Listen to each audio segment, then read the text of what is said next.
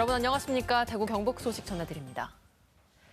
이번 대선에서 초라한 성적표를 받아든 대구 경북 민주당이 앞으로는 유권자 선택을 확실히 받을 수 있도록 정책 정당으로 거듭나겠다고 약속했습니다. 한편 국민의힘은 권성동 원내대표가 대선 패배에 대한 책임을 지고 물러나는 등 쇄신의 목소리가 높아지고 있습니다. 보도에 권윤수 기자입니다. 탄핵으로 인해 치러진 선거에서도 지난 대선 때보다 각각 1.62%포인트, 1.72%포인트밖에 올리지 못한 지역 민주당. 민주당 대구시당과 경북도당은 공동 기자회견을 열고 그 원인으로 민주당이 그동안 대구 경북에 소홀했음을 꼬집었습니다. 과연 민주당은 대구 경북에 뭘 해줬을까? 거의 없었습니다. 김대중 노무현 대통령 때만 해도 대구 경북에 사람을 키우고 이 지역을 이끌어가기 위해서 뭔가 애를 썼는데 일당 독식을 깨뜨리고 유권자 선택을 받기 위해 정책 정당, 대안정당으로 거듭나겠다고 약속했습니다. 집권 여당인 만큼 지역 현안을 확실히 챙겨 지역민 피부에 와닿도록 하겠다는 겁니다. 당장 급한 것은 지하철 5호선 순환선 그 사업을 최대한 빨리 신속하게 준비를 해서 빨리 착공을 하면 좋겠다 그런 생각입니다. 또 능력 있는 후보를 많이 발굴해 내년 지방선거에서 눈에 띄는 성과를 거두겠다고 밝혔습니다. 다음 지방선거 때 대구 경북 곳곳에서 기초의원들이 발굴되고 또 선출되는 겁니다. 이번 경북에서도 보면 투표율이 낮은 데를 보면 기초의원들이 대부분 없는 데입니다. 국민의힘에서는 대선 패배 후폭풍이 거세게 불고 있습니다. 권성동 원내대표와 김상훈 정책위 의장은 대선 패배의 책임을 지고 자리에서 물러났습니다. 다시 한번 진심으로 사과드립니다. 저부터 깊이 성찰하면서 뼈를 깎는 최신의 노력을 다하겠습니다. 한동훈 전 대표는 구태 정치를 완전히 허물어야 한다고 주장했고 김기현 전 대표도 뼛속까지 바뀌어야 한다고 지적했습니다. 당내에서는 쇄신론이 분출하고 있지만 여러 계파로 뿔뿔이 나눠 각기 다른 방법론을 제시하고 있어 당내 수습이 쉽지만은 않을 것이라는 시각이 지배적입니다. MBC 뉴스 권윤수입니다. 민주당 출신인 이재명 대통령이 당선되면서 대구시의 고민이 깊어지고 있습니다. 지난 3년 동안 홍준표 전 시장이 독단적으로 밀어붙인 각종 현안들을 예의주시하고 있는 건데요. 정부와 국회 다수당인 민주당의 협조와 지원 없이는 추진 자체가 불가능한 사업들입니다. MBC 취재 결과 사업이 연기되거나 재검토될 가능성이 큰 것으로 확인됐습니다. 박재영 기자가 취재했습니다. 대구시는 최근 이재명 대통령에게 당선 축하 인사와 함께 지역 현안 지원을 요청했습니다.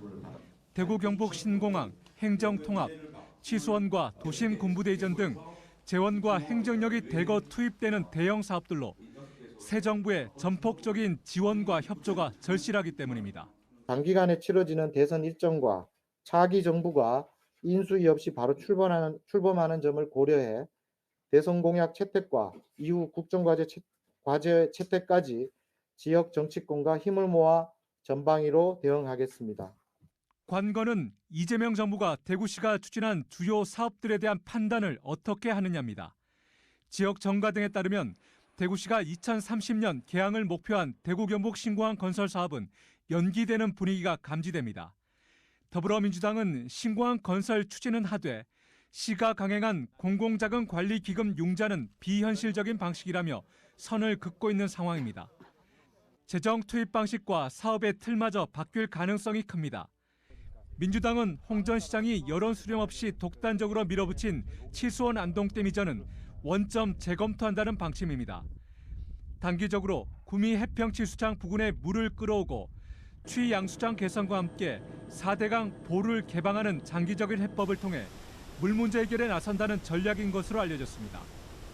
홍 전 시장의 대표적인 일방행정으로 비판받은 대구 경북 행정통합은 여야의 대선 공약에도 포함되지 않아 사실상 추진 동력을 상실했다는 관측이 지배적입니다. 대신 수도권, 동남권, 대경권, 중부권, 호남권 등 5급 초광역권별 특별지자체를 구성하겠다는 이재명표 지방시대의 무게가 실리고 있습니다. 지역사회에서 논란의 중심이 된 박정희 동상은 대구시 의회가 진행 중인 관련 조례 폐지안 추진과 대구시와 국가철도공단의 동상 철거 소송 결과에 따라 대응할 계획입니다. 달빛 내륙철도는 새 정부에서 착공하는 등 최대한 신속히 진행하고 대구 군부대 도심 이전도 기존의 대구시 방침을 지원하는 것으로 확인됐습니다. 더불어민주당 핵심 관계자는 민주당과 국민의힘 공약, 대구시의 제안 사항 등을 종합적이고 다각도로 검토해 사업 방향 등을 조정할 방침이라고 밝혔습니다. 문재인 정부 시절 대구에 도입된 국가로봇 테스트필드 활성화 등을 통해 대한민국 AI 로봇 수도 육성, 미래 모빌리티 중심의 산업 구조 전환을 본격화할 계획입니다. 수성 알파시티의 바이오 메디컬 클러스터 조성 및 지원, 지역 화폐인 온누리 상품권을 대폭 확대한다는 공약도 눈여겨볼 대목입니다. 이재명 정부 출범과 함께 대구시의 주요 사업이 대전환의 중대 기로에 서 있습니다. MBC 뉴스 박재영입니다. 일제강점기 일본 황실의 일가가 신라시대 유물 등을 불법적으로 빼돌린 정황이 지역의 한 대학 교수의 조사 결과 드러났습니다. 얼마나 많은 유물이 빼돌려졌는지는 알려지지 않아 추가 조사와 연구가 필요해 보입니다. 김철우 기자의 단독 보도입니다. 지난해 영남대 정인성 교수는 일본으로 건너간 신라 토기를 일본의 한 경매 사이트를 통해 확보했습니다. 정 교수는 이 토기가 일제강점기인 1926년 9월 경주를 방문한 일본 전함의 기관장인 주지로에게 누군가가 선물로 준 것임을 확인했습니다. 그런데 이 당시 주지로 기관장과 함께 경주를 방문한 사람은 타카마츠 노미야로 일본 천황의 둘째 동생이었습니다.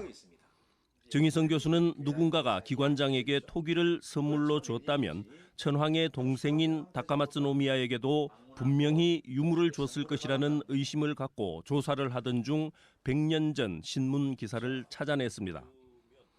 타카마츠 노미야가 고분 발굴 중 발견된 유물을 견학하고 대단히 마음에 들어 함대로 돌아갈 때 곽제, 즉 널조각 하나와 유리굿을 여러 개를 헌상했더니 크게 기뻐했다는 내용이 담겨 있습니다.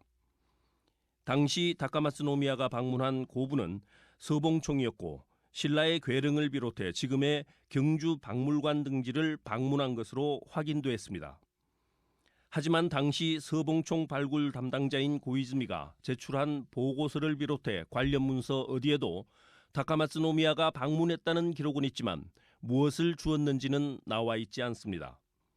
어떤 이제 허가 절차도 거치지 않고 황족이 와서 신라왕의 무덤을 보고 즐거워하고 좋아한다라는 이유 때문에 조사원이 현장에서 출토된 유물을 적조해서 기록을 하지 않고 이렇게 황실의 인원에게 선물을 했다라는 것들은 대단히 큰 문제라고 생각을 합니다.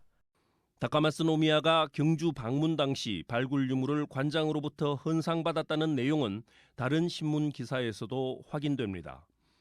당시 경주 박물관장은 모로가였는데 기사의 한자 표기는 잘못된 것으로 추정됩니다. 이후 모로가는 고관에게 발굴 유물을 자기 마음대로 헌상했다는 이유로 구속되고 경주 박물관장 자리에서 물러나게 됩니다. 앞으로 이 문제를 사실은 공식화해서 정식으로 이제 이때 타카마츠 노미야에게 건너간 유물이 무엇이었으며 결국은 어디로 가 있고 어디에 보관되어 있는지 이런 것들을 추가로 이제 확인하는 작업으로 이어져야 될 것입니다. 일제강점기 일본이 우리의 유물을 어떻게 여기고 취급했는지를 보여주는 100년 전의 기록들을 토대로 100년 전 사라진 유물의 행방을 찾는 노력이 필요해 보입니다. MBC 뉴스 김철우입니다.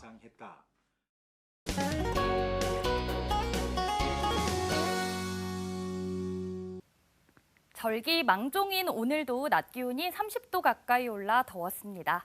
현충일 연휴에도 대체로 맑은 날씨가 이어지며 낮더위가 강하겠습니다. 특히 낮 기온이 30도까지 올라 야외 나들이 가신다면 다소 덥겠고요. 자외선 지수도 계속해서 매우 높음까지 치솟아 외출하실 때 선글라스와 모자를 반드시 챙겨주시기 바랍니다.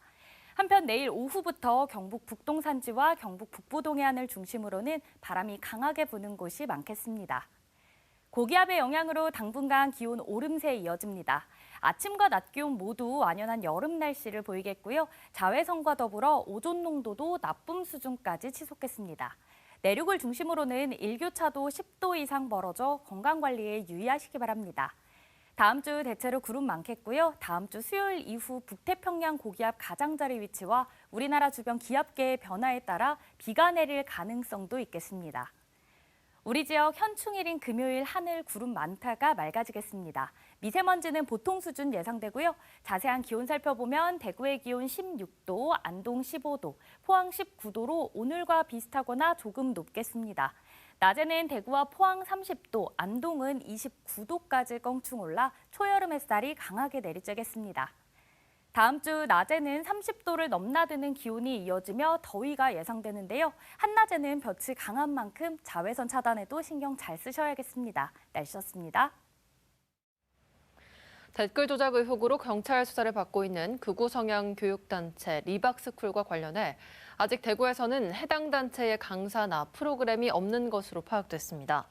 대구시 교육청에 따르면 현재까지 교육청이 파악할 수 있는 시스템상에서는 리박스쿨 관련 기관과 업무 협약이나 위탁 계약을 체결한 학교가 없었습니다. 또한 리박스쿨 관련 강사 양성기관의 자격증을 보유한 강사도 확인되지 않았습니다. 현재 교육부는 리박스쿨이 서울 이외 지역에도 늘봄 강사를 공급했다는 의혹이 제기됨에 따라 17개 시도교육청과 함께 전국 단위 전수조사를 실시하고 있습니다. 박정희 우상화 사업 반대 범시민운동본부는 대구시 의회가 10일부터 열리는 정례회 심의 안건에 대구시민 14,500여 명이 서명에 청구한 박정희 대통령 기념사업 지원에 관한 조례 폐지 조례안을 의안으로 상정하지 않았다면서 의안 불상정 이유와 상정 시기를 밝힐 것을 촉구했습니다. 이들은 조례안 발의 후 1년 내 의결해야 한다는 법조항을 활용해 최대한 미루려는 건 아닌지 의심스럽다며 대구시의회는 주민 요구에 조속하게 부응하라고 밝혔습니다. 제21대 대통령 선거 기간 공직선거법 위반 사건이 지난 대선 때보다 크게 늘었습니다. 대구경찰청은 지난 4월 9일부터 선거사범 수사 상황실을 운영한 결과 총 183건의 선거사범 183명을 단속했다고 밝혔습니다. 20대 대선 때 128건, 148명이 단속된 것보다 각각 42.9%, 23.6% 증가했습니다. 선거 현수막 벽보 훼손이 160명, 87%로 가장 많았고 선거폭력 7명, 허위사실 유포 6명 등이었습니다. 경찰은 이 중 8명을 송치, 8명은 불송치 등 종결했고 167명에 대해서는 수사 중입니다. 대구시 보건환경연구원은 올해 대구에서 처음으로 일본 뇌염 매개모기인 작은 빨간집 모기가 발견됐다며 주의를 당부했습니다. 연구원은 지난 3일 채집된 모기 중에서 작은 빨간집 모기가 확인됐지만 감염병 병원체는 검출되지 않았다고 밝혔습니다. 일본 뇌염 모기 출현은 지난해보다 일주일 빠릅니다. 일본 뇌염은 일본 뇌염 바이러스에 감염된 모기에 물려 감염되는 3급 법정 감염병으로 대부분은 무증상이거나 발열, 두통 등 가벼운 증상에 그치지만 드물게 뇌염으로 진행되면 신경계 합병증을 유발할 수 있습니다.